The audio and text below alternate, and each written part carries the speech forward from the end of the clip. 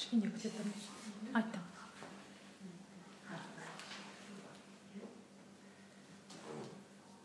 Телефондарыңыздың беззвучныйға қоясыздар ғой. Өздеріңізден бөлек басқа кісілерге кедергі келтіресіздер. Мынаның ішінде отырған.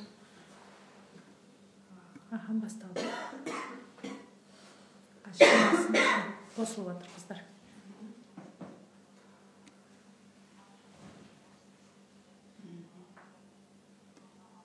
Саламатсыздар ма? Барша бизнес-серіктестер, қалдарыңыз қалай? Күндеріңізге бәріңізге сәттілік тілеймін. Бүгін бәріміз үшін өте керемет күн. Бүгін сіздерге бүгінгі тақырыбымыз арманды мақсатқа қалай дұрыс айландыру және аффирмацияны, визуализацияны дұрыс жасау тақырыбында сабақ өтетін боламыз. Өздеріңізге ыңғайлы орын тауып және өздеріңізге қалам дәптерлеріңізді дайындап алыңыздар. Бәріміз негізі сабақ тыңдаған кезде оймен, денемен, сезіммен отыруымыз керек екен. Сонда егер сіздердің видеоңызда қандай да бір жағдай болса, қазір ойыңызда бір жағдай мазалап тұрса, оны есіктің артында қалдырыңыздар. Тек қана осы жерде өз ойларыңызды нақты осы жерде отырыңыздар. Сонда сіздер ақпаратты жақсы қабылдайсыздар. Жақсы қабылдаған кезде сіздерге нақты түсініп болған кезде сіздер менің айтқанымды түсініп, мен өз практикамда болғанды сіздерге жеткіземін. Енді бәрілеріңіз осы бизнесқа келген кезде бәріміз арманымызды жазып, мен осы бизнеста бір жылдай жүрмін, неге менің арманым орындалмай жатыр? Мен мақсатымды айқындап қойдым, мен бәрін істеп жатырмын, мен әрекеттер жасап жатырмын, мен неге жетістікке жетпеймін деген сұрақ бәріңіздің ойыңызды мазалап жатқан болар деп ойлаймын. Ол үшін өзімізге ренжімеуіміз. Айтады ғой, егер сіздің жасап жатқан әрекеттеріңіз бәріңізде бар, неге армандарыңыз орындалмай жатыр? Яғни біз соған лайықты емеспіз. Неге лайықты емеспіз? Біздің мінезіміз, біздің жаңағы жан дүниеміз, біздің бүкіл әлеміміз әлі дайын емес дегенді білдіреді екен. Сондықтан да мен өзім осы бизнесқа келген кезде бірден мен де сіздер сияқты енді жаңадан қосылып жатқан бизнес-серіктестер айтқым келіп отырғаны, менде бірден армандарым орындалып кеткен жоқ. Ең бірінші менің арманым осы компанияға келген кезде мен команда құрамын, осы компанияда жұмыс жасаймын, бір айда 200 мың теңге жетістікке жетемін деп армандадым. Мен бірден миллионды армандаған жоқпын. Енді сіздерге осы арманды мақсатқа айландыруда 5 шартты, нақты шартты жазғысым келіп отыр. Бірінші, ол сіздердің армандарыңыз өлшенген болу керек, нақты.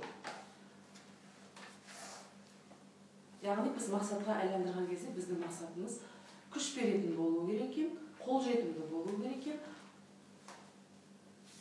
Ол біздің мақсатымыз бізге және айналамызға пайдасы келтіретін мақсат болуы керек.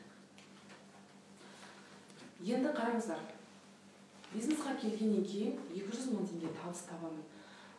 Енді біз бәріміз армандай береміз да, мен жетістікке жетсем екен, мен консультант жапсам екен, мен 200 мың теңге алсам екен деген болмайды. Біз нақты оны мақсатқа айландырып жазуымыз керек екен. Мен бір айда консультант дәрежесін жаптым, 40 PB. 40 балл. 40 баллды білесіздер, 1 миллион 600 мың теңге тауар айналым.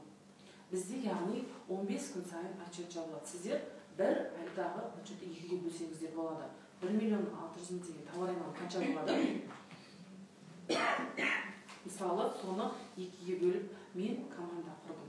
Команда құрдым деген кезде сөзі нақтылық мақсат болу керек бұл жерде. Неше адамды сіз 15 күнде командаңызға тіркейсіз 40 мың теңгеден? Біз соны нақты жазған кезде, біз соны миымызға нақты кіргізген кезде ғана барып, біз жетістікке жетеді екенбіз. Жай ғана, ой, мен консультант дәрежесінде жабамын, жапқым келеді, мен деп жүре берсеңіздер, сіздер не жабатындарыңызды білмейсіздер, не жапқандарыңызды білмей жүре бересіздер. Яғни сіз тартылыс күшін тарта алмайсыздар. Ең бірінші, сіз өзіңізге, жаңа айтып кеттім, мен консультант дәрежесін жаптым 1 айда. Айлығыңыз қанша болады? Айлығыңызды жазыңыздар. Бұл жерде мен сіздерге айтқым келгені, біз арманды мақсатқа айландырып отырмыз. Мақсат дегеніміз не? Ол әр болатын, алатын затымыздың түрін, түсін, осы сәтте Санива компаниясына келдіңіз, 1 жылдық армандарыңызды жазыңыздар. Тек қана арман ол бизнеспен ғана ұштасып қалмау керек. Бұл кезде сіз бизнесқа, өзіңіздің рухани дамуыңызға, яғни біліміңізді дамытуға қанша кітап оқисыз нақты, оны да жазуларыңыз керексіздер, нақты қанша кітап. Және отбасыңызда қандай жағдай болып жатыр, отбасыңыздағы мәселені де мақсатқа айландыруыңыз керек. Егер сіз жолдасыңызбен жаңағыдай сіздің жұмысыңызға қарсы болып жатса, оның бәрін мақсатқа айландыруыңыз керексіз. Менің жолдасым менің кәсібіме рұқсат берді. Оны да мақсатқа айландырып қоюыңыз керек. Отбасыңызда қандай жағдай болмай жатыр, бұл мәселені де жазып мақсатқа айландыруыңыз керексіз. Яғни біз өмірде жетістікке жету үшін бәрін ұштастырып отыруымыз керек екен. Тек қана біз бизнесті ойлаймыз, біздің жаңағы отбасымыз, басқа да жаңағы демалысымыз бәрі қирап қалмау керек. 4 мәселе: білімімізді арттыруымыз керек, рухани дамуымыз керек, отбасымызды жөндеуіміз керек және демалысымызды дұрыстауымыз керек. Демалысқа да мақсат қойыңыздар. Сіз аптасына қай жаққа барасыз? 1 апталық, 1 айлық, 1 айда қайда барасыз? 3 айдан кейін қайда барасыз? 6 айдан кейін қайда барып демаласыз? 1 жылда қайда барып демаласыз? Соның бәрін жазып қоюымыз керек екен. Біз көбінде қатты қиялданып кетеді екенбіз. Мен де осындай болса екен. Мен де жаңағыдай келеміз да жаңағы әр нәрсенің енді қарапайым. Бұрында менде жаңағы осы компанияға келмей тұрған кезде көп армандаймыз да, ананы армандаймыз, мынаны армандаймыз, оның бәрі қиял болып біздің миымызды толтырып тастайды екен. Егер біз соны жазбасақ, бүгіннен бастап өздеріңізге нақты не керек екенін жазып, жаңағы біз бәрін жасағымыз келеді, фитнесқа барғымыз келеді. Оны нақты фитнесқа бару уақыттарын жазыңыздар. Ал енді көп қиялды ойынан алып тастаңыздар. Неге? Біздің ол миымызға кедергі болады екен. Сондықтан да бәрімізге кеңес беремін. Өздеріңізге 1 айлық, 2 айлық, 3 айлық, 5 айлық, 1 жылдық армандарыңызды жазып, уақыт-уақытысымен бөліп тастаңыздар. Енді келейік 1 айға. 1 айда біз не істегіміз келеді? Енді осы арманға жету үшін арманымызды мақсатқа айландырмасақ, біз жетістікке жете алмайды екенбіз. Ең бірінші қағида, тез жетудің қағидасы ол уақытты тиімді пайдалануымыз керек. Бұл кезде. Енді өзімнің жаңағы тәжірибемен айтқым келеді. Енді сіздер ерте тұра алмай жүрсеңіздер, ерте тұрыңыздар, сағат 6-да. Бұл ерте тұру адамға ең күшті көмектесетін. Ерте тұрсаңыздар, сіздер не істейсіздер? Ерте тұрсаңыздар, сіздер армандарыңызды ойлайсыздар, нақты мақсаттарыңызды ойлайсыздар. Яғни не істейтіндеріңізді, бүгінгі не істейтіндеріңіз, күндеріңізді білесіздер. Одан кейін аффирмация, визуализация жасайсыздар. Бұл ерте тұру жетістікке жетудің ең бір қағидасы болып табылады екен. Неге мен сіздерге бұны айтып отырмын?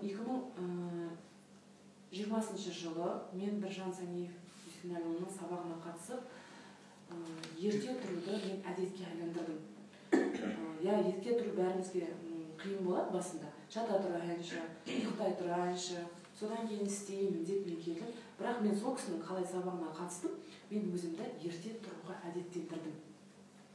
Енді бәріміз пендеміз ғой, арасында ұйықтап қаламыз. Бірақ мен сол 2020 жылы қалай ерте тұрдым, менің бизнесім күшті жүре бастады. Енді ол кезде мен мақсат қойдым. Карантин уақытысы мен айттым. Мен ерте тұрамын, сағат 6-да тұрамын, сағат 6-ға дейін сұрақтар бар ма? Жоқ, айттыңыз. Сағат 6-да тұрып, сағат 9-ға дейін мен 8-де Біржан мырзаның сабағына дейін аффирмациямды айтамын, дұға тілектерімді айтамын, жаңағы визуализациямды жасаймын, обязательно. Енді сол кез қазір сіздерге соны айтқым келіп отыр. Одан кейін сабаққа қатысам, сағат 8-ден 9-ға дейін болады. 9-ға дейін бүкіл жаңағы техникаларымды жасап тастаймын. 9-да уже 10-ға дейін таңғы асымды ішіп, 10-да уже өзімнің бөлмеме барып, яғни офисыма барып жұмысымды жасаймын. 6-ға дейін. Тек әрекет, өзімнің жоспарым жазып қойғам, түнде жазған жоспарыммен жүремін. Сол жоспарыма қарай менің не істедім? Енді сіздерге айтқым келгені, мен 5 адамды күнде тіркеп жатырмын деген аффирмацияны көп айттым. Дауысыңыз қатты жай шығып жатыр дейді. Да? Мен ана жеріңіз көтересіз ба? Көтердім. Мен күнде 5 адамды 40 000 теңгеден өнім алып жатыр деп күнде жазамын. Яғни оны күнде айтамын. Ертеңінде балконда отырамын. Мен 5 адамды оңай жеңіл тіркеп жатырмын. Және сол 5 адамды тіркеліп жатқанын, 40 000 теңгені маған беріп жатқанын, мені шотыма салып жатқанын мен не істеймін? Көз алдыма елестетемін. Бұл шынайы растық. Мен біреудің тірегендігіне барып мен жаттап алған жоқпын. Өзімнің болғанымды сіздерге айтып жатырмын. Шынымен де сол кезде расымен де мен отырамын балконда, мен 5 адамды оңай жеңіл тіркеп жатырмын. 40 000 теңгеден 5 адамды елестетемін көз алдыма. Сосын 5 адамды күнде жаңа 40 000 теңгеден тіркелгенін күнде жазамын ғой өзіме. Мысалы, күнде 40 000 теңгеге тіркелді деп жазамын. Соны болып жатқанын оймен елестеткен кезде менде автоматты түрде 5 адам тіркеле бастап, достар. Білесіздер ме? Сосын мен өзіме А4 бумагаға аламын да, маған келді заказ. 10 коллаген, 10 кальций, 10 шай деп бүкіл 21 өнімді 10-10-нан жазып тастадым да. Осы офиста неде отырған кезде мен іліп қойдым.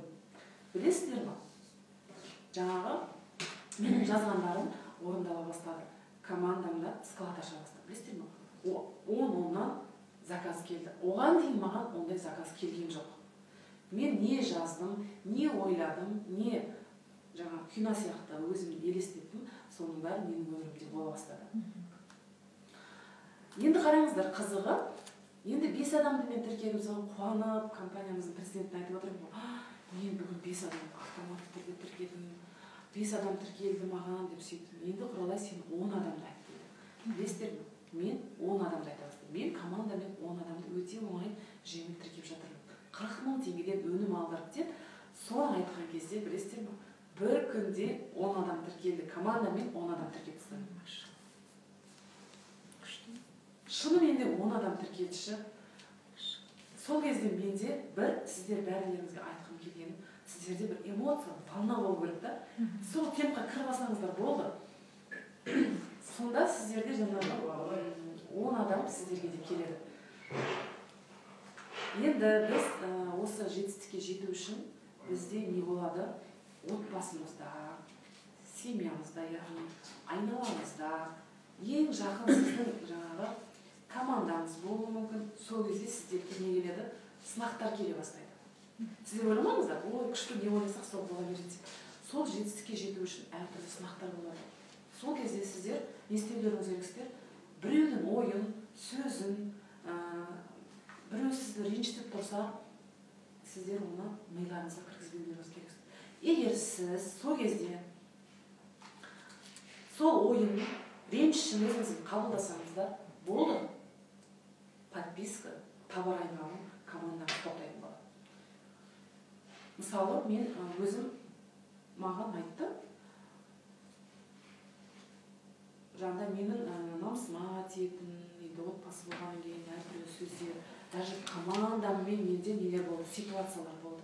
Білесіздер ме? Сонда мен қалай мен оны жаңағы қайғырып отырамын, өйткені менде күшті жаңалықтар болып жатыр, менің командамда подписка болып жатыр. Менде күнде товар айналым, менде күнде продажа, менде күнде табыс ақша келіп жатыр. Мен сол кезде бір семьяны асырап отырмын десем болады, енді көмектесіп, өйткені менің жаңағы бауырым карантин кезінде жұмысқа шықпай қалды. Бауырымның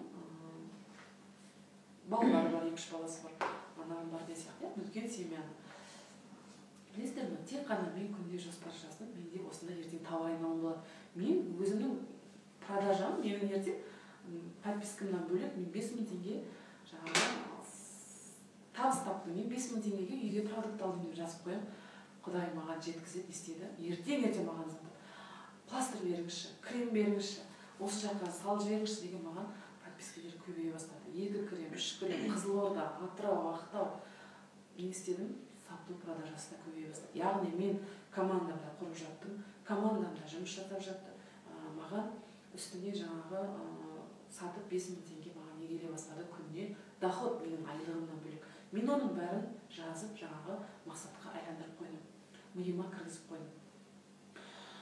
Енді осы жерде айтқым келгені, бәрілеріңізде жетістікке жету үшін жаңағы ең бірінші жазып қойдым.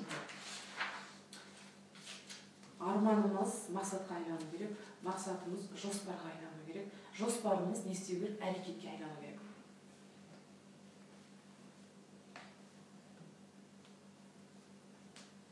Енді сол жоспарға жету үшін жоспарымызды жазып қойғаннан кейін біз жоспар жазып отырған кезде мысалы енді консультанттан өтейік, бәріміз осы жерде отырған бәріміз консультант, менеджеріміз. Енді менеджер жауап қойдыңыздар дейік. Менеджер жауап қойғаннан кейін жоғарғы менеджерге жету үшін тез жетіп мен айлығымды 1 миллионға көтеру үшін не істеуім керек деген бәрімізге сұрақ келуі мүмкін, иә? Қазір чатта мына жақта консультант жатпаған кісілер кіріп отыр. Консультант жатпаған, иә.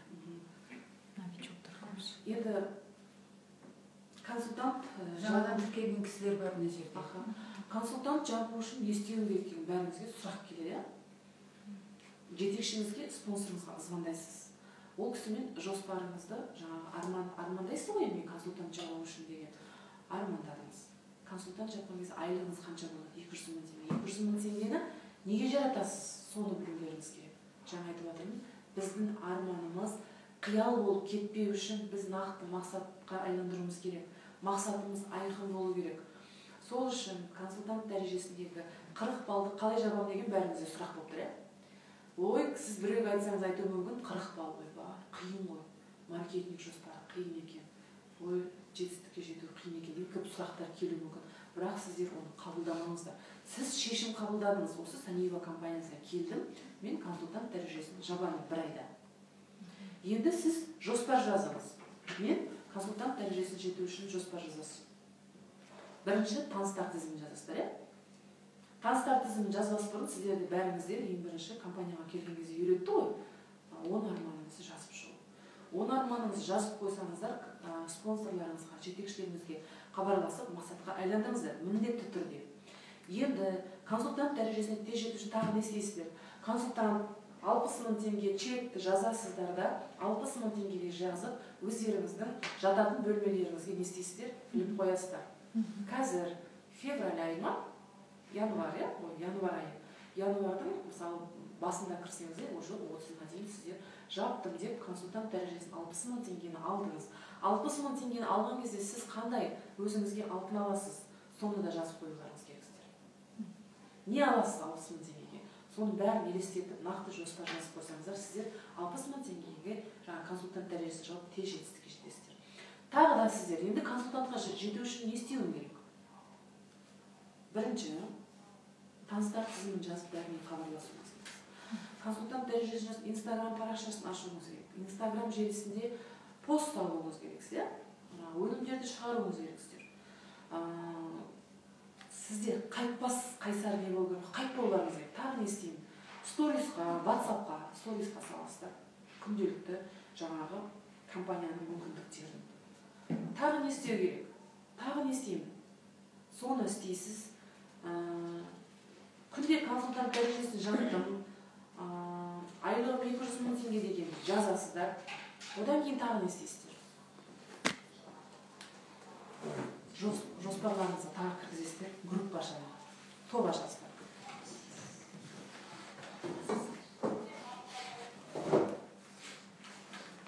Топ ашқаннан кейін группаға күнде қандай сабақ берем деген тоже жоспар жазасыздар. Группа ашқаннан кейін енді сіздерге бірінші қиын болуы мүмкін. Группа ашып, бірақ сіз жетекшіңізге бірінші сабақ беріп, жетекшіңіздің көмектескенін талап етіңіздер. сіз жетекшіңіз қалай сабақ үйретеді, соны қайталайсыздар ғой. Енді тағы да жаңа топ ашқаннан кейін сіз тек қана сабақ өтемін деп ойламайсыздар, оған да жоспар жазасыздар. Мен өзіме 100 адамға топ құрдым. Топқа менің жетекшім сабақ берді.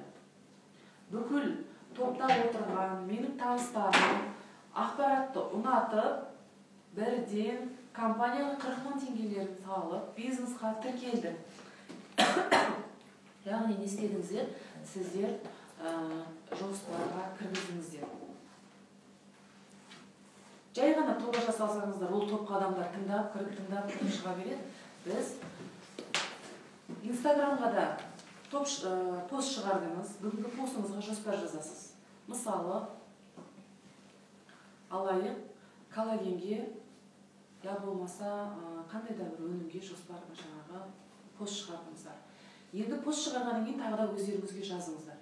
Менің бүгін постым бүкіл халыққа ұнады, маған бәрі тіркелді, маған лайк басты, маған комментарий жазды, және маған бүгін хабарласып, мен бір адамды өте оңай жүйемен 40 000 теңге тіркедім. Яғни, я болмаса сауда жасадым деп, неше сауда жасағыңыз келеді, соны жоспарыңызға жазып қойыңыздар. Сонда сіздерде бұл тез болады. Түсіндіре алдым ғой сіздерге, иә? Ал енді сіздердің армандарыңыз айқын, мақсаттарыңыз айқын болмаса, сіздер жаңағы болады, қаңбақты білесіздер ғой, иә? Ұшып қонып жүреді. Сол сияқты болып кетпеу үшін біз бірінші арман, мақсатқа айландырамыз, жоспар жазамыз, әрекет жасаймыз. Тек осыны ғана жасай берсек, біз не істейміз? Жетістікке тез жетеміз.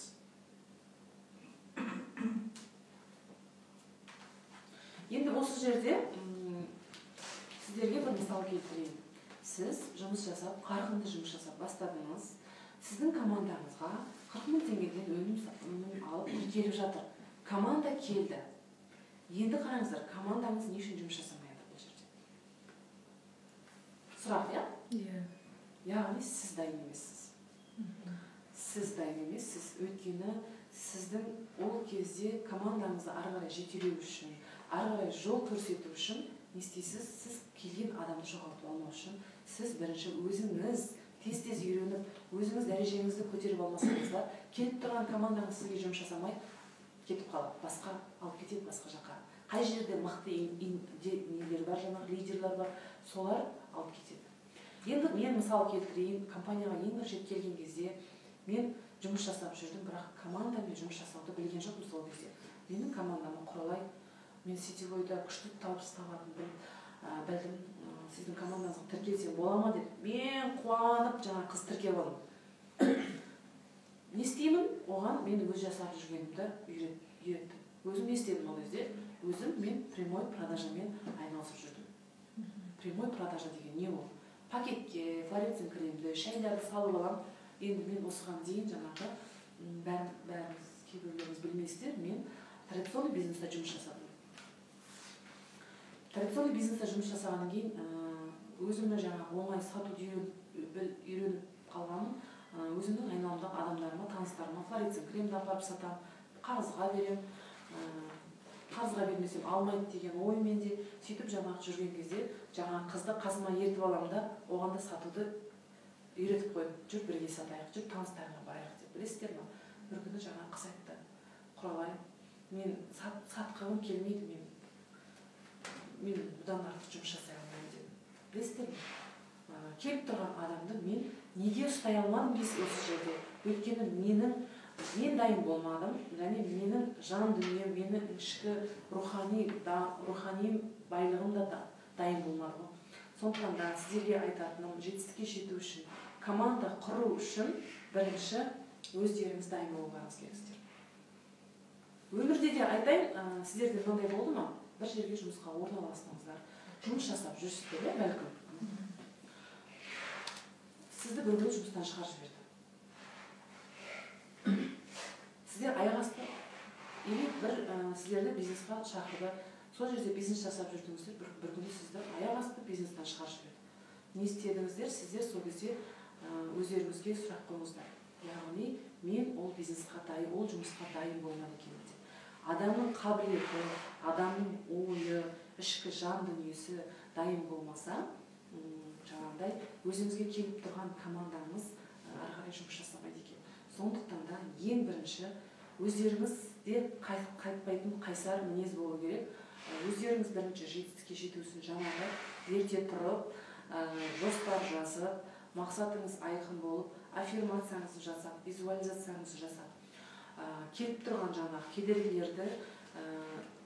кедергілерден айығып, жаңағы айтып жатамыз ғой енді. Не үшін жетістікке жетпей жатады адамдар? Ең бірінші бойын таза ұстау керек, ойын таза ұстау керек. Біз постоянно айтамыз. Роза Қожахметқызы да постоянно айтады. Сосын көп жерде біз жаңағы пенде болғаннан кейін ғайбат айтып кетеді екен. Соны тыюымыз керек екен. Сонда ғана біз жетістікке тез жетеді екенбіз. Командаларыңызға келіп тұрған әр адамның жақсы жақтарын көре білсеңіздер, сіздерге ол адамның жақсылықтарын көре бастайды екенсіздер. Ал енді командаларыңызға келген әрбір адамның жаман жақтарын, ой жұмыс жасай алмайды, ой істей алмайды деп жаман жақтарын көре білсе, ол адам не істейді? Ол адам істей алмайды, істемейді. Сондықтан да ең бірінші әрбір келген адамның жақсылықтарын көрейік, қыздар. Біздің мақсатымыз желі маркетингте, сетевой бизнесте жұмыс жасап жүргеннен кейін, мен өзімнің практикамнан айтайын, компанияның президенті менің бойымнан ең жақсы қасиеттерді тауып берді да, Құралай, сенде осы жақсы болады. Құралай, сен осыны істесең, сен жетістікке тез жетесің деп маған айтқаннан, мен сол әрекеттерді ғана жасай бердім. Сол әрекет маған, сол айтқан сөздері маған күш берді. Сондықтан да мен соны командама айта бастадым. Енді сіздерге айтқым келгені осы жерде. Сіздерде командаңызға бір қыз келді ма, оны отырып ашықтаңыз. Қандай қасиеттері бар екен? Ол нені жақсы істей алады? Соны істеп жатса, сіз оған не берулеріңіз керексіздер? Бағыт берулеріңіз керек, күш қуат берулеріңіз, дух берулеріңіз керексіздер. Күнде хабарласып ол адамға, ол адамның бойынан көресіздер ғой, істегісі келіп тұр. Жаңағы жұмыс жасағысы келіп тұр, жетістікке жеткісі келіп тұр, табыс тапқысы келіп тұр. Бірақ сіз сол адамның қабілетін ары қарай ашып беруге көмектессеңіздер, не істейсіздер? Ол адам тек жақсылықтарын жаңағыдай қазбалап, тек жақсы жақтарын көріп, жақсысын айта берсеңіздер, ол адамның қасиеті де, қабілеті де өсе бастайды. Оны мен өз практикамнан айтып отырмын. Өйткені постоянно менің спонсорым, өзімнің Маржан ханым да постоянно айтады: Құралай, сіз мықты лидерсіз ғой, сізден холодный контакты жақсы болады ғой, сіз соны істей аласыз ғой деген сайын мен адамдарға прям, білесіздер ме, мен осы бизнесті бастаған кезде мен любой адамды көрсем, жаңағы кісіге бизнес айтқым келіп тұр. Тойда болсын, жолда болсын, қай жерде барам, машинада отырам ба, таксиде отырам ба, мен ана адамға мен танысқым келіп, сол адамға бизнесті айтқым келіп тұрады. Өйткені менің сондай бір қабілетім бар екен да. Сол қабілетімді ашқан сайын, кешеде мысалы компанияның президентімен сөйлесіп отырмын: Құралай, бұл қасиет көп адамдарға беріле бермейді. Сенде қасиет бар, сенде талант бар, сенде сондай адамдарға жеткізу, адамдарды тәрбиелеу сенің қасиетің бар деген сайын, менде не оянды? Одан мен қарай маған жігерім оянды. Неге мен өзіме келіп тұрған мүмкіндікті адамдарға, өзімнің командама үйретпейін деген. Сол сияқты сіздерде өзіңізге келіп тұрған команданы ары қарай алып кету үшін, ары қарай жетістікке жеткізу үшін сіздер ең бірінші өздеріңіз дайын болуларыңыз керек.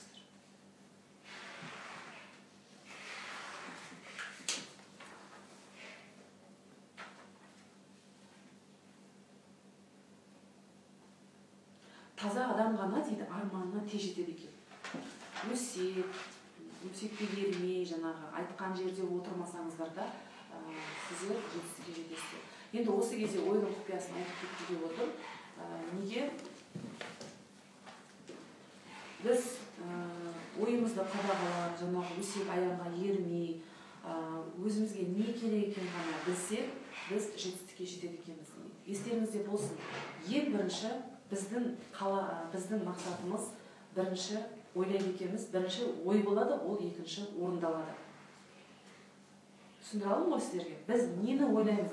Қазір бәріміздің айналамызда болып жатқан жағдай, өмірлеріңіз, ол сіздердің ойларыңызға байланысты. Біз өзіміз оны бір кезде ойлаған екенбіз. Ал енді сіздер өздеріңіз өмірлеріңізді жақсы өмір сүру үшін қазір біз жақсы ой ойласақ, қазір бізде ол ақша болмауы мүмкін. Бірақ біз сол өмірді елестетіп, сол жетістікке жетуді қаласақ, бізде міндетті түрде болады екен. Бүкіл біздің мына ең бірінші мынау не істеді, адамдардың несіне келді. Бір адам бұны шығару үшін ойлады. Енді қараңыздар, бізге шықты. Бір адам бір кезде сотканы ойлады. Қазір білесіздер ме? Бүкіл адамның қолында қаншадан? 2-3 соткадан. Сондықтан да біз қазір қыздар нені ойлаймыз, сол болады. Мен бір жыл бұрын Қазақстанның 14 облысынан команда құрдым деп жаздым ғой. Жалықпай жаздым, ертелі кеш жаздым. Білесіздер ме? Прям чудеса. Мен бүйтіп ойладым, команда құрдым. Бүйтім ғой, ана жерде Атырау, Ақтау, Қызылорда деп коробкаларды прям жазып бүйтіп елестетіп ойлап отырамшы. Мына жерде ойларымда көп коробкалар тұрып кетіп жатыр. 1 миллион теңгеге товар айналым кетіп жатыр деп соны ойладым. Соны постоянно ойлап жүрдім. Енді сіздерге айтқым келгені, жазып отырған кезде жаздыңыздар ма? Бірден ойлаңыздар. Тек қана жазып ойларыңыз басқа жақта көшіру ғана емес. Сіз мысалы Қазақстанның 14 облысынан команда құрдыңыз, сол сәтті ойлаңыздар. Команда құрғаныңыз, Қазақстанның 14 облысына бүкіл товарлар кетіп жатыр. Коробкаларды ойлаңыздар. Ақшаның келіп түсіп жатқанын ойлаңыздар. Сол сәтті ойлай беріңіздерші, қиындатпай. Көзге елестету керек. Иә, болып жатқанын ойлаңыздар. Біздің бірінші ойымызға келеді екен, содан кейін өмірімізге келеді екен. Енді мен қазір соны ойлап отырмын да, мен бұл осы уақытқа дейін менің жаңағы ойым, менің жазғандарым қазір орындалып жатыр ғой. Команда мен бір күнде товар айналым 1 миллион теңгеге товар салып отырсам, құлашқан дұрыс қой. Жіберіп жатыр ғой Атырау. Бір күнде кетіп жатыр Атырау, Ақтау, Қызылорда товар айналымдар. Коробка кетіп жатыр ғой осы компаниядан. Соны мен бір кезде ойладым, білесіздер ме? Ойладым, елестеттім, көз алдыма, соның бәрі орындалып жатыр. Сондықтан да бүгіннен бастап өздеріңіз нені қалайсыздар? Кедергілерді алып тастаңыздар ойларыңыздан. Соны жазыңыздар, армандарыңыз жай ғана қиял болып қалмау үшін аффирмация жасаңыздар. Аффирмация, күнде аффирмация, визуализация, күнде 2 уақыт жазудан жалықпаңыздар. Уақыттарыңыз бар ма? Жазып тастаңыздар. Сонда сіздер жетістікке жетесіздер. Бүкіл миллионерлердің бәрі, бүкіл жетістікке жеткен адамдардың бәрі осы бірден оларда болып кеткен жоқ. Бірден жетістікке жеткен жоқ. Бәрлеріңізге айтатын жаңағындай кедергілер болады. Міндетті түрде. Біз кедергіні қай кезде жеңеміз, соның артында бүкіл жақсылықтар тұрады. Мысалы, мен видео дәрежесін жапқанға дейін әртүрлі сынақтар болды. Сынақ бұл бізді не үшін беріледі бізге? Сынақ бізді күшейту үшін, шыңдау үшін, біздің білімімізді, жалпы өзіміздің жаңағы бір жетістіктен екінші жетістікке көшу үшін, біздің ойымыз өзгеру үшін бізге сол сынақтар беріледі екен. Сізге келді ма сынақ? Енді осы жерде айтайын. Бір адамға хабарластыңыз, сізге отказ берді, не істейсіз? Сіз ол сынып қалмаңыз, екінші адамға хабарласыңыз. Өйткені сіз консультант жағыңыз керексіз. Екінші адамға хабарласыңыз. Екінші адам жоқ десе, үшінші адамға хабарласыңыз. Енді осы кезде сіздерге ойдың құпиясын айтқым келеді. Ең бірінші хабарласпас бұрын жазып алыңыздар. Мен Айданаға хабарластым. Айдана мені өте жақсы қабылдады. Не істеді? Сіз не істедіңіз? Уже ой жібердіңіз. Ой, ол тұрмайды, орындалып кетеді. Айдана менің компанияны қабылдады, маған кездесуге келді. Я болмаса ақпарат бірден ұнады, менің тобыма қосылды, елі болмаса 40 мың теңгеге өнім алып тіркелді. Сіз нені қалап тұрсыз өзіңіз? Соны жазып қойыңыздаршы, болды. Не қалайсыздар? Айданаға хабарластыңыз, танысыңызға, енді танысыңызға. Нені қалайсыз? Ал енді сізде қазірден бастап күмән болса, жаңадан қосылған бизнес-сектесіне, ой, мені тыңдай ма, тыңдамай ма? Менің командам маған өнім алмай ма десеңіз, не істейсіз? Сіз уже ой жіберіп қойдыңыз, сіздің ойыңыз орындалып кетті. Ол Айдана сізді тыңдамайды, яғни Айдананың уақытысы болмайды, Айдана сізге жауап бермейді. Сондықтан да біріншіден сіздер не істеп қадам бастыңыздар, бірінші өзіңіз жақсы ойлап алыңыздар. осы жерде отырған бизнес серіктестер айтады, ой мен айта алмаймын, маркетинг планды жеткізе алмаймын демеңіздер. Мен бүгін маркетинг планды өте жақсы жеткіздім. Менің маркетинг планымды бәріне ұнады. Менің маркетинг планым менің командама ұнады. Менің маркетинг планым ұнатып, маған 40 мың теңге өнім алып тіркелді. Сол сияқты прямой эфирға шығасыздар. Бүгін менің прямой жазып алыңыздар, жоспармен шығыңыздар, міндетті түрде. Менің прямой эфирім барлық адамдарға ұнады. Прямой эфирде қанша адам отырғанын қалайсыздар? Жазыңыздар. 100 адам отырғанын қалайсыз ба? Енді жаңадан келген адамдар қорқыныш болуы мүмкін, қорқынышты алып тастаңыздар. Бүгін неше адам болған қалайсыз? 10 адам ба, 20 адам ба, 50 адам ба, 100 адам ба жазып қойыңыз. Адамдардың бәрі мені жақсы қабылдады, сұрақтар қойды, сұрақтарына жауап бердім. Эфир біткеннен кейін маған бірден 40 мың теңгеден салып, 5 адам тіркелді деп жазсаңыздар. Сіздер бір жерлеріңізді кесіп алмайды ғой. Не істедіңіздер? Сіздер жақсы ойладыңыздар. Сол ойларыңызға қарай сіздерге адамдар өздері хабарласып, өздері тіркеле бастайды. Біз не істейміз? Қорқақтаймыз.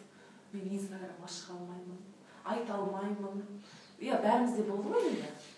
Мен дұрыс айтпадым, мен ана жерім андай болып қалды депші.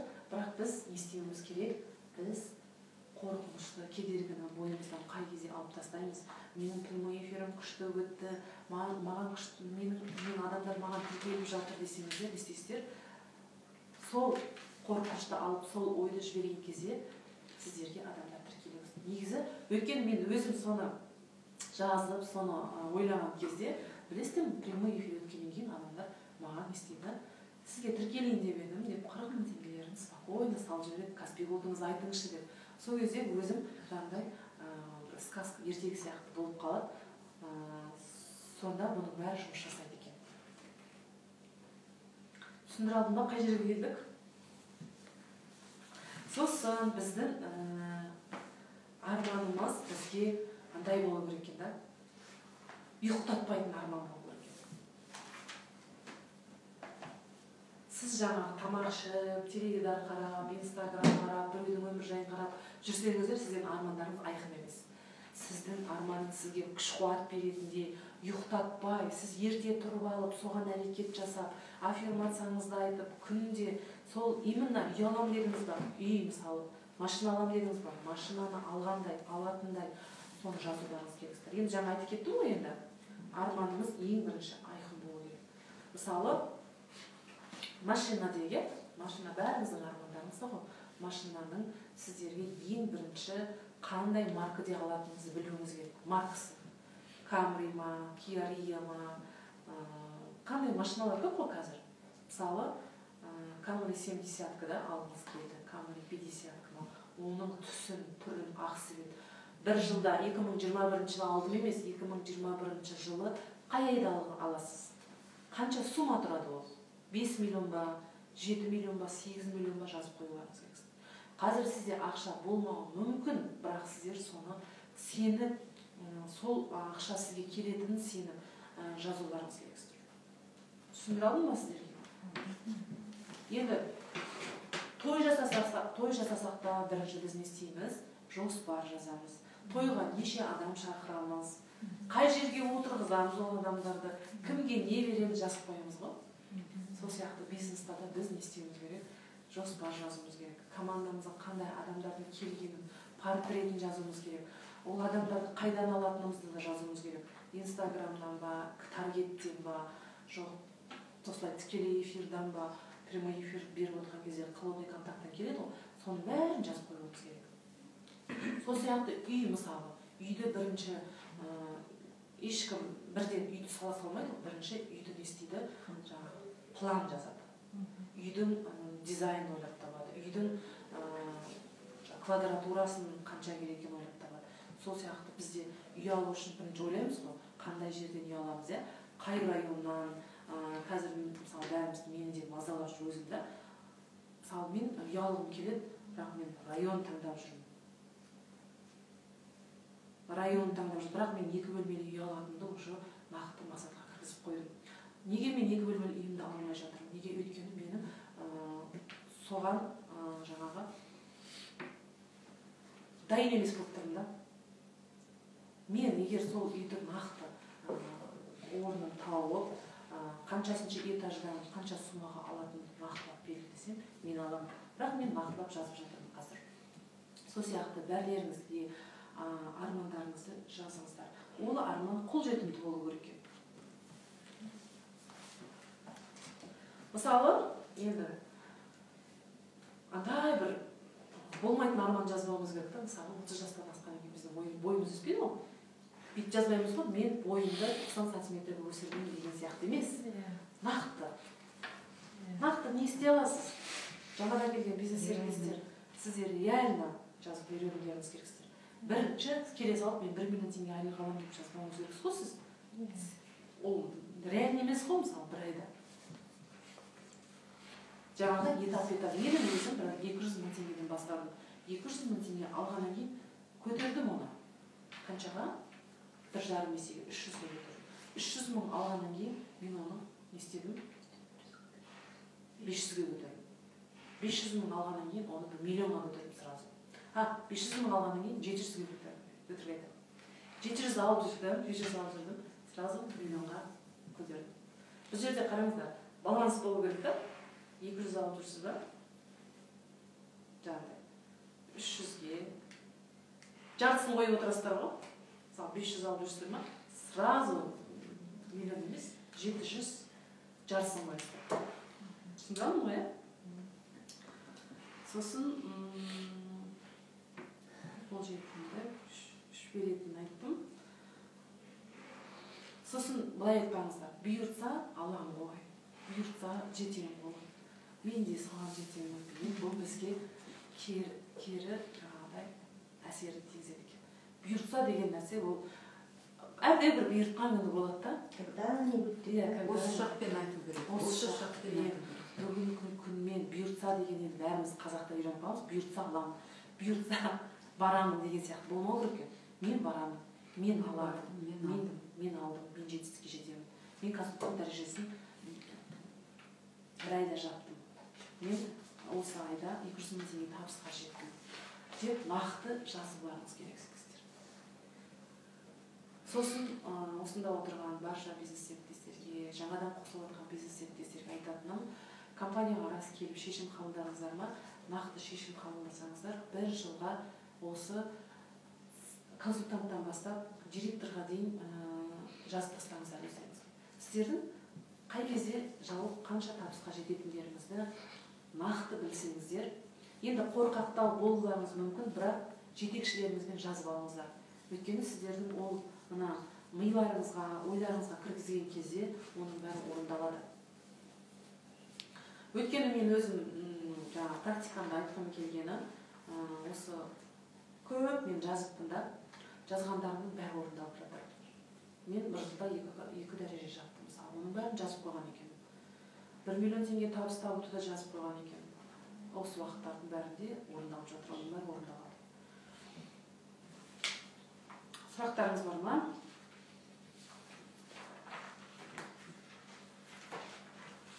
Бүгінгі негізгі тақырыбымыз сол болған, арманыңызды нақты мақсатқа айналдыру және аффирмация, визуализация. Енді аффирмацияны жазып алыңыздар өздеріңізге.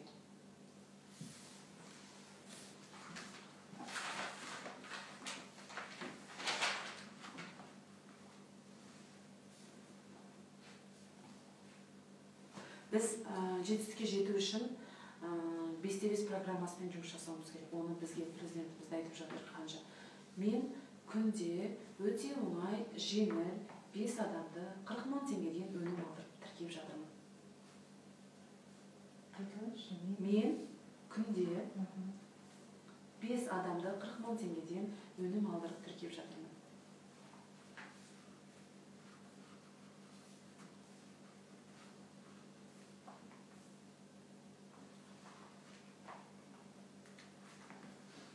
Соны командаларыңызға үйір. Командам келген адамды ойласаңыздар автоматтандырып кете біледі екен. Өйткені білесіздер ме, мен сол аффирмацияны көп айттым, көп именно 200 мың теңгені салып атқан көп ойыма кіргіздім. Еще мен мына Каспий Голд ойлаймын ғой. Каспий Голдты көз алдарыңызға елестетесіздер, қызылды. Соған 40 мың теңгені салған елестетесіздер жақтан келген, содан кейін Нұржан мырзаға аударып жатқандарыңызды елестетесіздер. 200 мың теңгені мысалы үшін сөйтіп кетіп жатқанын, одан кейін Аманайға салып жатқанды да елестетесіздер. Бұл жерде бір құпия. Поштаға салып жатқан бәрін елестетсеңдер ол болады. Сол уақытта болмаса да сіз біраз уақыттан кейін бола береді. Осы январь айында білесіздер ме? Менде командамда көп адам 200 мыңды ақтады бәрі. Бәрі сразу склад ашып кетті. Өздеріне сразу 200 мың теңгелерін салып, енді бір қаншасы өтірік айтпасам 4-5 адам ма 200 мың теңге ақтады. Сонда мені ойлайды екен. Ойым ғой енді сол 200 мың теңге қалып тұр екен. Аффирмация именно таңертең ғана ма или любой момент? Любой уақытта. Сіздер мысалы жұмыста отыруларыңыз мүмкін. Сіз жұмыста отырасыз, шай ішіп отырған кезде мүмкін. Қазіргі болып жатқан карантин келіп жатыр, пандемиядан бастап карантин жүреді екен, миларыңызға кіргізбей, телевизорда ковид болып жатыр, анау ауырып жатыр екен, анау бүйтіп кетіп, анау үйленбей жатыр екен деп ақпараттарды кіргізбей, тек өзіңіздің аффирмацияңызды айтып, соны елестетіп, соны жүрсеңіздер, сонымен өмір сүру керек қой енді. Соны өздеріңізге енді жаңа 10 армандарыңыз ішінде ең біріншіні орындап тастауыңыз керек қой. Сол біріншіні ойлап, соны ойлай берсеңіздер не істейсіздер, сол бола береді ғой.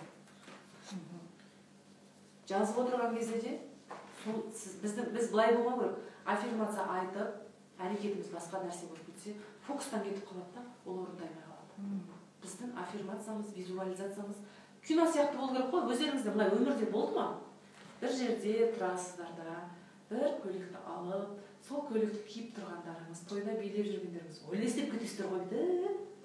Кино сияқты. Сол сияқты болу керек қой аффирмация дегенше.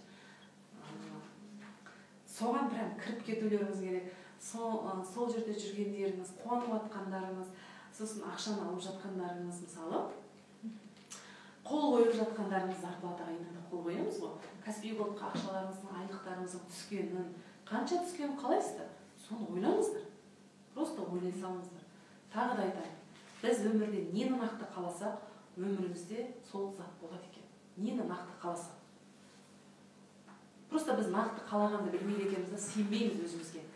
Ананы ойлаймыз, қорқыныш әкеледі, оған қашан жетемін, менде болмайды ғой деп ойлап жүре берсек, біз не істейміз? Фокус кете береді, біз ештеңеге жете алмайды екенбіз. Өмірде де, бизнеста да, семьяда да, барлық жаңағы жоспар, әрекет өзімізге кіргізіп қоюымыз керек. Түсіндіріп алдым ғой сіздерге, иә?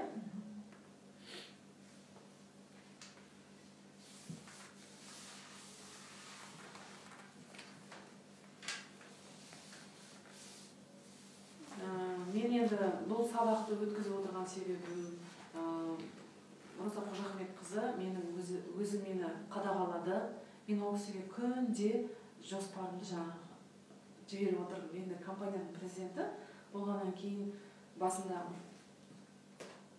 пендеміз ғой, жазбай қалуымыз мүмкін. Енді мен осы жоспарды бүгін жазуым керек, өткізуім керек деп түнде жаза алмай қалсам да ертең жанталасып жазатынмын. Жазып, фотоға түсіріп жіберетінмін. Соны өздеріңізге бір қатал жаза қойып қоюларыңыз керек. Егер мен бүгін ерте тұрмасам, жоспар жазбасам, мен өзіңіздің бір жаңа нәпсіңізге тиетіндей біреуге или осындай ақша беруім керек. Иә? Біреуге осындай қалай айтсам болады еді? Ана қатені жасамайтындай өздеріңізге не қойып қоюларыңыз керек? Иә. Сонда сізде штраф қоюларыңыз керек. Өздеріңізді біраз жазалауларыңыз керек. Өздеріңізді біраз зона комфортынан шығарып тастауларыңыз керексіздер. Біз бір жақсы нәрсеге үйреніп аламыз да, ерте тұр, бір күн ұйықтайсың, ертесі күн тағы да сол ұйықтай бергің келеді. Бір күн жазбайсың, ертесі күн тағы жазғың келмей қалады. Ал енді біз жазбасақ, біз нені нақты қаламасақ, ол орындалмайды. Сондықтан да достар, бизнес серіктестер бәріңізге айтатыным, жаңағындай күнделікті менде қай кезде мен регулярно міндетті түрде жоспарды менде қанша мынандайлар көп жазған кезде барып, соның бәрі мына автоматтандырылған кезде барып менде жетістіктер бола бастады. Сол жетістігімді көріп, Роза Қожахметқызы өзінің орнына сеніп мені сен өткіз сабақты, сен уже жеткізе аласың деген дәрежеге келгеннен мен осы бүгінгі күні менің осы әрекеттерді жасап, кедергілерден өзім жасай алғаннан кейін барып сіздерге соны айтқызып отыр ғой. Мүмкін мен істегеннен кейін сіздерге жеткізе аламын деп ойлаймын. Ең бірінші жалықпаңыздар, қайсар болмаңыздар, айта беріңіздер. Бір есік жабылды ма, екінші есік ашылады. Инстаграм болмай жатыр ма, пост салып жатсыздар ма, бәрлеріңізде болады ондай. Мен пост салып жатырмын, мен инстаграмда күнде сторис шығарып жатырмын, бірақ менде подписка жоқ. Жасай беріңіздер. Оны да жасай беріңіздер. Екінші әрекет жасаңыз, таргетке көшіңіз. Таргеттің адам тіркей алмайсыз ба? Мүлде болмайды, жасай беріңіздер. Мен келе салып бірден келген адамдарға мысалы ақпарат бердім, группа-групп, бірақ адам тіркелді. Одан кейін тағы да келіп жатыр адам, бір күнде 70 адам келді мысалы. Мен мысалы бірден олар тіркеген жоқпын. Жарайды дейді да қоя салады. Жарайды білем деп қояды. Ой, керек емес, мазамды алмашы деп қоя салады. Бірақ не істедім мен? Қайтқан жоқпын. Мақсатым мен компанияда тез дәрежеге жетіп, сыйлықтарды алуым керек. Айлығымды көтеруім керек. Мен үй алуым керек. Менің ойымда не тұр? Үй тұр. Менің ойымда не тұр? Табысымды 1 миллион теңгеге өсіру тұр. Тек қана соны ойлаған кезде мен істедім. Адамдардың жоқ деген сөзіне қараған жоқпын. Мен бірден адамдарды, мен күшейте бастадым. Мен бірінші флорицин креммен бастап жұмыс жасадым. Флорицин кремнен адамдар бір флорицин кремді алады. Сол кезде ниет еттім. Енді осы кезде ниетті айтқым келіп отыр. Сіздердің ниеттеріңіз өзгеруі керек. Қанша жұмыс жасаңыздар да, адамдар тыңдамай жатса да, жақсы ниетпен жазып қойыңыздар. Қазір тыңдаңыз. Ой, бұл кісі ойы өзгеріп менің командама келеді. Ойы өзгеріп, бұл кісі менен өнім алады басында, бұл кісі маған хабарласады деген сияқты ниеттеріңіз түзілуі керек. Сол кезде мен бір флорицин кремді жалықпай адамдарға ақпарат беріп, бір флорицин кремді алып, ол кісі флорицин кремінен жақсы нәтиже алады, менің командама тіркеледі, 40 000 теңгеге өнім алады деп жазып қоямын. Не істейді? Ол Құралай маған хабарласады. Құралай қызым, мен енді политика ғой, қараңыздаршы, бір кремді ғана рекламаға берем. Бір крем арқылы мен бүкіл Санива компаниясының ол кісіге мүмкіндіктерін айтып тастаймын. Сөйлескен кезде басында менде кішкене жаңағыдай уверенность дейді ғой, сенімділік болмады. Енді өзіме анализ жасадым осы кезде, анализ жасадым. Неге маған адамдар тіркелмей жатыр? Неге менің өнімімді алмай жатыр? Яғни мен дұрыс, мен өзіме андай анализ. Яғни мен дұрыс айтпай жатырмын. Мен бұл жерде не айтуым керек? Қайтадан адамдарға хабарласып, өзімді таныстырдым. Сәлеметсіз ба? Мен уже дұрыс сөйлеуім керек. Менің есімім Құралай, мен Алматы қаласынан боламын. Сіз маған таргет арқылы, таргеттемеймін, сіз маған Инстаграм арқылы номер қалдырыпсыз. Иә дейді. Есіміңіз кім болады? Айдана. Айдана, сізбен танысқаныма өте қуаныштымын. Өзімді таныстырамын. Мен Санива компаниясының менеджерімін. Бұрын солай жұмыс жасадым. Сіз Санива компаниясы туралы білесіз бе дейді? Жоқ дейді. Сосын айтамын, Санива компаниясы бұл отандық компания.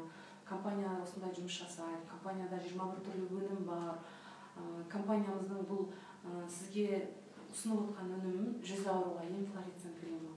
Өнімдеріміз таза, табиғи деп кішкене айтамын да. Жаңа технология жасалынған, компания өнімдері 100% сізге көмектесе алады. Мен сізге гарант бере аламын деген сияқты сенімді түрде айтқан кезде жаңағы кісі не істейді? Мен алайын дейді. Сосын барып айтамын, жақсы, адресіңізді жіберіңіз деп айтамын. Кешіріңіз, біздің жаңағы өнімдерді сізге ақпарат WhatsApp-ыңызға жіберіп қойсам бола ма? Сіз уақытыңыз болған кезде танысыңыз деймін. Содан кейін жаңағы кісі не істейді? Ертесі күні қайтадан хабарласам жаңағы адамға. Таныстыңыз ба? Не ұнады деп сөйтеді. Қызым, кейбір кісілер өнімдерің бәрі күшті екен, бәрі ұнады, ақшам болған кезде заказ беремін дейді. Не істеймін мен? Сразу аламын да жазамын.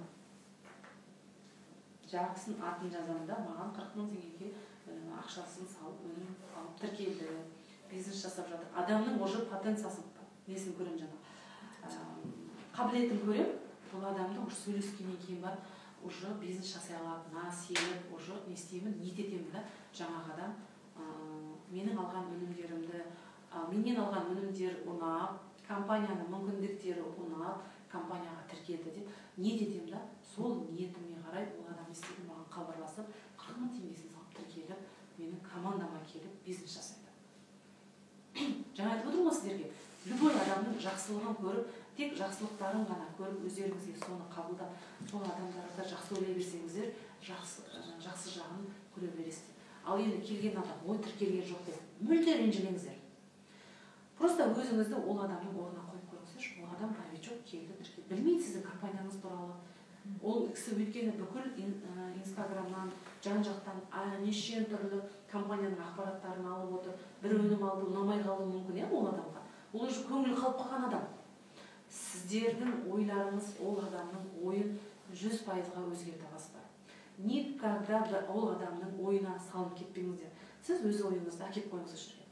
Бұл адам, бұл кісі менің компанияма тіркеледі. Бұл кісіге өнім ұнайды деп. Сөйтіп мен инстаграмға өнімдерімді сала бастадым. Инстаграмға сториске сала бастадым. Бірақ басында менде инстаграмнан адамдар тіркелмейді. Менде де сосын мен ойладым, бірақ мен жазып қойдым, маған инстаграмнан адамдар не істеді, хабарласып 40 000 теңге тіркеліп жатыр. Білесіздер ме? Маған автоматты түрде осы январь айында енді керемет мүмкіндік болды. Январь айында маған, мен вообще таргет жасаған жоқпын. Маған инстаграмнан менің сторисім, мен екінші парақшам бар, ояққа да салам, бірақ білесіздер ме? Сіздің инстаграм парақшаңызды көріп отырмын, сіздің жаңағы стористарыңызды көріп отырмын, тіркелсем бола ма деген адамдар маған бірнеше адам оңай 40 000 теңгелерін салып, сол кезде менің аффирмациям оңай, жеңіл деген. Оңай жеңіл маған 40 000 теңгені салып тіркелді. Шын айтамын, мен осы январьда мүлде таргет жасаған жоқпын. Білесіздер ме, ең көп айлық алған айым осы. Күшті өтеді ше. Сонда не істедім? Мен тек әрекет жасай бердім. Сторисқа салай бердім. Анайға постамасам да, Жанатханның айтқаны, өзімше сторисқа шығып қоям, бір өнім шығарып қоям, отзывтар шығарып қоям, өзімді анда-санда өнімдерді таныстырып қоям. Оның бәрі жұмыс жасайды екен. Сондықтан да Жанатханым айтқан әрбір сабағын жазып алып, не істе дейді? Істеңіздер. Пост шығар деймін, пост шығарыңыздар, сторис шығар деймін, 2 уақыт шығарыңыздар. Неңіздер, жалықпаңыздар, қайтпаңыздар, істей беріңіздер. Бір істі істей алмасақ, екіншісін бастап, оны да көріңіздер. Мысалы, мен флорецин креммен бастадым, істедім. Уже күшті нәтиже болғаннан кейін мен не істедім? Уже коллагенге көштім. Коллагенді, 1-ден 3 коллагенді предлагать етіп, мен адамдарды бизнесқа әкелем деген ой жібердім. Бірінші жазып алдым. 1-2 парақ жазамын ғой, мен жазған кезде бүйтіп жазамын. Мені адамдар жақсы қабылдады. Маған бір күнде 50 адам номер қалдырып, мен бір күнде 5 адамды өте оңай жеңіл тіркедім деп жазып қойдым. Білесіздер ме? Не істейді? Шынымен де мен үлгере алмаған 50 емес 70 адам тұстығы маған бір күнде. Сол кезде біздің ойлағанымыздан артық жасап береді екен. Біз просто соны қалауымыз керек, әрекет жасауымыз керек. Ешқашан да қайтпаңыздар, менде команда болмай жатыр деген сөзді вообще әкелмеңіздер. Тишина деген сөз айтпаңыздар сосын. Не істейсіздер? Айтылған сөз, атылған оқ береді. Сондықтан да біз жақсы айтайық, бүгіннен бастап армандарыңыз айқын болмаса, айқындап мақсатыңыз айқындаңыз. Тек қана қиялданып жүрсеңіз, армандарыңыз қиял болып қала береді, тек қана бүйтіп ойлап жүрсеңіздер. Сол енді өз практикамнан сіздерге жеткіздім. Бір есік ашылса, екінші есік. Бір есік жабылса, екінші есік ашылады дейді. Бізде мүмкіндік өте көп. Айта алмай жатсыз ба? Сторисқа сала беріңіз. Айта алмай жатсыз ба? WhatsApp-тың несіне сала беріңіз. Қазір не көп? Бізде Instagram, Facebook, кстати, Facebook'тан да маған тіркелген адамдар. Facebook'қа сал деді, Жанатхан қасарыспай не істедім? Сала салдым. Күнде 5 видео салам деп жаңа мақсатқа қойдым, ол кезде салдым. Білесіздер ме? Facebook'тан маған адамдар келді. YouTube каналға сал деді, YouTube каналға салдым. YouTube каналдан маған подписка болды. YouTube каналдан продажа болды. Күшті екенін деймін да, продажада болады, неде болады, сіздерде несі баланс бола бастайды. Уже сіздер темпқа кірдіңіздер, қуаныш әкеліңіздер, қуаныңыздар. Бір флорицин крем сатсаңыздар, бір өнім сатсаңыздар, қуансаңыздар. Ал егер сіздерде келіп тұрған бір крем сатып, бір ақ крем саттым, бір адам тіркелсе, бір ақ адам тіркелді деп, недовольство болса, сіздерге не істейді?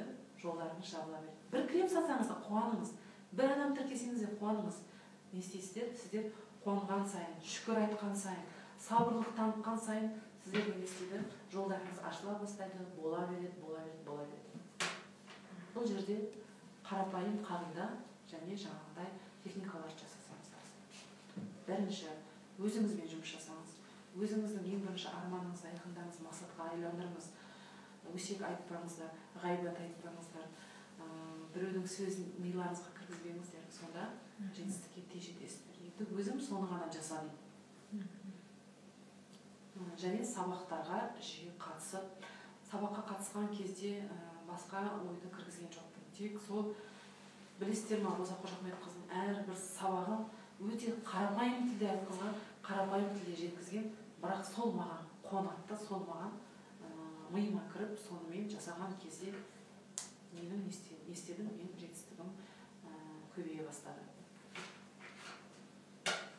Сол бәрілеріңіздің осында отырған, Инстаграмда қазір отырған бизнестерде бәріңізде қабілет бар.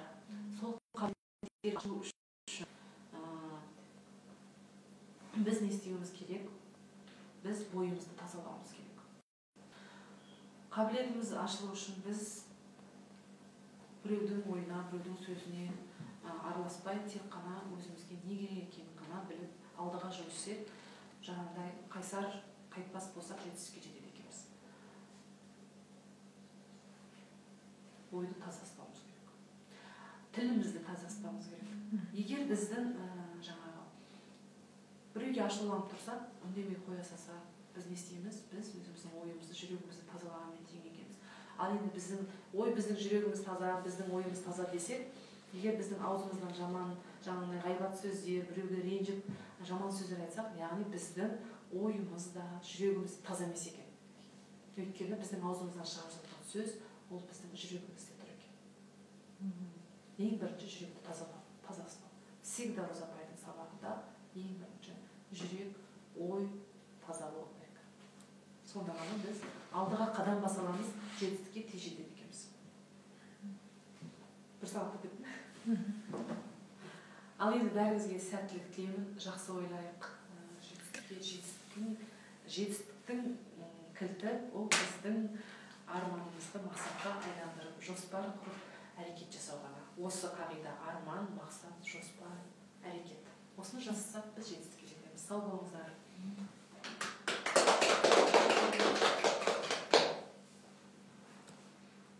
Енді бастадық, мен сізден асып түсем деп қойды. Кулпибай деп жазып қойған. Рахмет, керемет түсіндірдіңіз Құралай ханым деп жатыр. Роза ханым Роза апай кіріп отыр сабаққа, өте дұрыс. Арманды мақсатқа айналдыру туралы, мақсаттың қандай болу керектігін жақсы түсіндірдің дейді. Керемет сабақ болды деп жатыр. Рахмет айтып жатыр сізге. Рахмет деп жатыр.